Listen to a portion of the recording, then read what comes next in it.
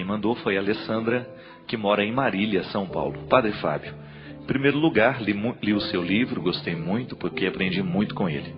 Padre, é certo fazer promessa? E quando elas não são pagas, o que pode acontecer? Pois fiz uma, fui atendida, mas não paguei a promessa até hoje que eu fiz. Um abraço de toda a minha comunidade. Olha, minha filha, eu não sei não, eu não costumo fazer promessa não, sabe por quê? Às vezes a promessa, ela nos lembra um pouco o mercado, né? Parece que Deus está ali querendo que a gente faça alguma coisa para agradá-lo. Eu acho que não é bem assim. Eu acho que tudo o que Deus faz por nós é de graça. Voltamos até o início do programa, graças, né? É interessante isso na teologia, porque o tratado da graça é o tratado que identifica quem Deus é. Deus é gratuito e o tempo todo Ele delibera inúmeras graças sobre nós. Quando a gente faz uma promessa, então eu prometo, meu Deus, que se o meu filho passar no vestibular, eu vou à Aparecida acender uma vela. Eu não acredito que o filho passe no vestibular porque foi feita a promessa. O filho passa no vestibular é porque ele levou a sério os estudos. Agora, quando você percebe naquilo que você prometeu algo de miraculoso, algo que, né? Então pague. Se você fez a promessa, tem que pagar. Eu não costumo fazer porque a minha relação com Deus não passa muito por essas vias. A promessa é uma tradição muito antiga, né? Hoje a gente quase não escuta mais falar disso, né?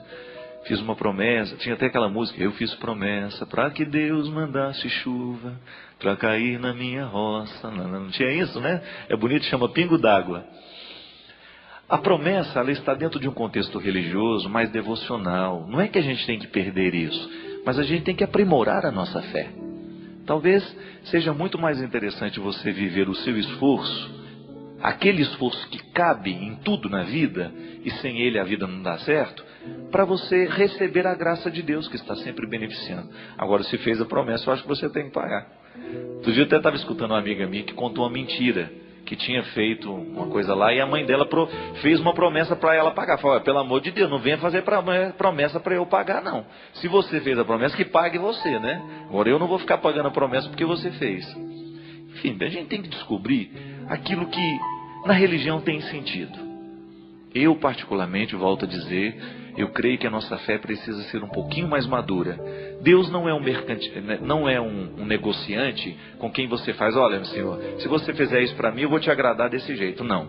Eu acho que a relação bonita é a relação de gratuidade. Você deve saber que com criança, às vezes a gente precisa ficar fazendo isso, não é? A criança, se você não promete para ela um presente, ela não se comporta. Veja bem que a criança ela é infantil. Então, para ela assimilar um valor, ela precisa de estímulos. Agora, depois que amadurece e que vira adulto, a criança não precisa de estímulos para agir bem. Ela sabe que ela precisa estudar, porque estudar é um valor. Às vezes eu penso que a promessa, essa religiosa, ela está muito associada ao processo da infância da fé. À medida em que a gente vai amadurecendo, isso deixa de ser necessário.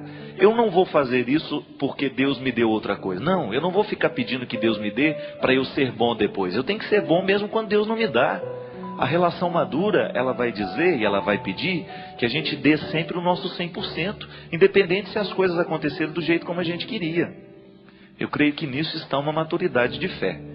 Deus me dá o tempo todo. Olha, eu não tenho nada, absolutamente nada para pedir a Deus, eu confesso para vocês. Até faço uma distância, né? Será que eu tenho que rezar por aquele outro que precisa se converter? Tem, mas se ele não reza, se ele não faz o esforço dele também, as coisas não vão acontecer. A gente precisa o tempo todo dar o nosso passo. E essa maturidade na fé faz com que a gente compreenda Deus de maneira mais livre também, né? Porque às vezes a gente escuta falar cada absurdo de Deus. E às vezes a promessa que a gente faz para Ele também são coisas tão desagradáveis, né? Ah, eu vou subir aquela escadaria de joelho. Como se Deus se alegrasse com uma coisa dessa, né? Eu acho bonito a gente prometer coisas boas, né? Olha, Senhor, eu sei que você está me dando muita coisa boa nessa vida, o Senhor está me dando inteligência, o Senhor está me dando saúde, o Senhor está me dando disposição para eu vencer na vida. Então eu vou fazer tudo o que eu puder para que o Senhor seja cada vez mais conhecido, para que esse mundo seja cada vez mais cristão, para que esse mundo seja cada vez melhor. Isso não é promessa, isso é pacto de amor. Quem ama faz pacto, não faz promessa. A promessa, ela parece que ela sugere uma infantilidade que a gente precisa vencer. A criança precisa de promessas. Se você estudar, eu te dou. Nós não. Eu creio que quanto mais a gente amadurece em Deus, maior é o nosso desejo de fazer por Ele, mesmo quando as coisas não acontecem do jeito como a gente queria. A gente não deixa de ser amigo de Deus porque Ele não fez o milagre na nossa vida, né? É uma idiotice da nossa parte.